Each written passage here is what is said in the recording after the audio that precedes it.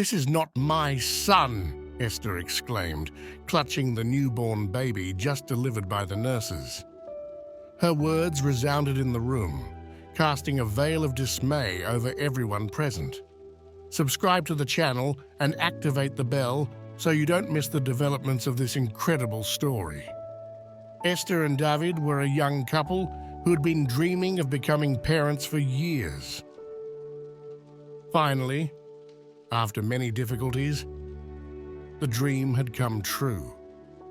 Esther was pregnant. The positive test had filled their hearts with happiness. Despite the weight and the challenges that the pregnancy journey brings, every day was lived with the hope and enthusiasm of welcoming their baby, to whom they had already given a name, Alessandro.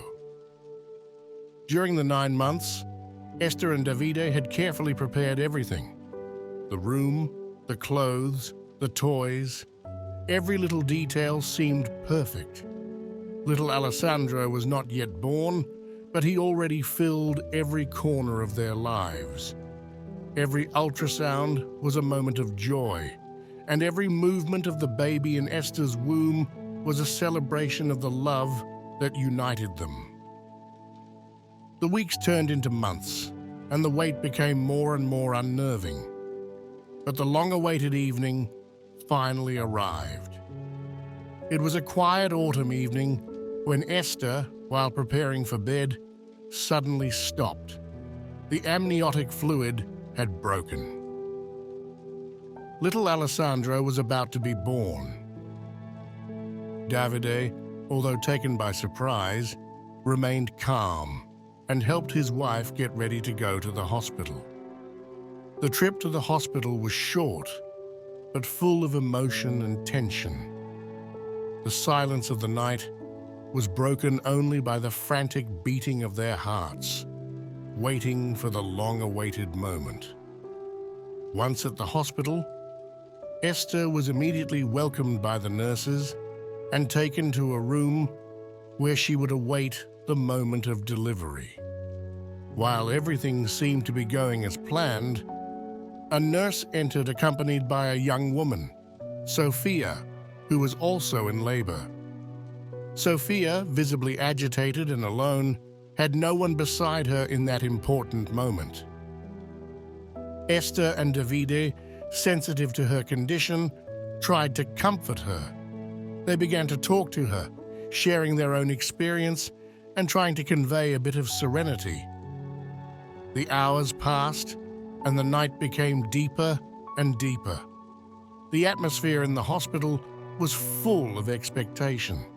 At a certain point, however, things took an unexpected turn. Sophia was rushed to the operating room for an emergency cesarean, while Esther prepared to give birth to Alessandro naturally. Finally, after hours of labor, Alessandro was born, filling the room with his first cry. Esther and David's joy was immense. After months of waiting, they could finally hold their baby in their arms.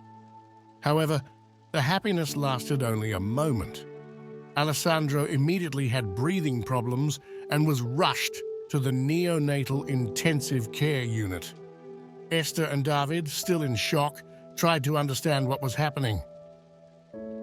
A nurse came in shortly after, trying to reassure them.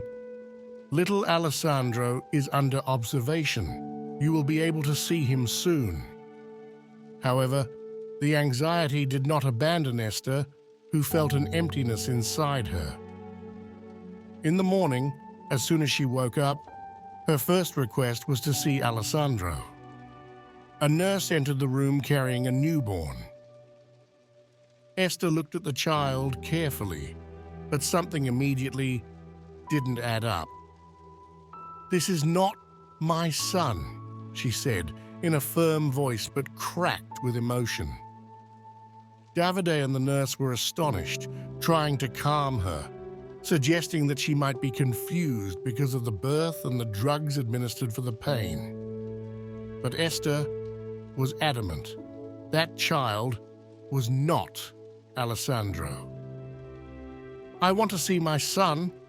Where is Alessandro? She exclaimed, raising her tone and filling the room with a palpable tension. The situation became even stranger when Esther noticed a small birthmark on the newborn's arm. She remembered perfectly having seen the same mark on Sophia's arm before she was taken to the operating room. "This is Sophia's son," she said, with a trembling voice, as anguish grew in her heart. "Like if you too are feeling empathy for Esther." The nurses tried to remain calm, but the tension was evident. Esther kept repeating that the child was not hers and insistently asked for news of Sophia and her little one. The medical staff, unable to provide immediate answers, decided to do a DNA test to confirm the children's identities. The wait for the test results seemed eternal, and the situation in the hospital became even more emotional. Esther, despite everything, refused to let go of Sophia's baby, feeling a deep connection with him. "I will not let go of him until I have my son," she said with determination, holding the little boy close to her. After hours of waiting, the DNA test results arrived, bringing with them a shocking truth. There had been a mix-up. The baby Esther was holding in her arms was indeed Sophia's son, and Alessandro was still in intensive care. But that wasn't the only shocking news. The doctor, with a trembling voice, explained that Sophia had not survived the cesarean. The news hit Esther and Davide like a bolt of lightning. As they prepared to finally meet Alessandro, the thought of Sophia's baby, now an orphan, never left them. "What will happen to him?" Esther asked the nurse, who explained in a compassionate voice that the baby would be handed over to social services and probably put up for adoption. The nurse's words echoed in Esther's mind as she finally held Alessandro in her arms. She looked at the little orphan, alone in his crib, and felt a special connection with him.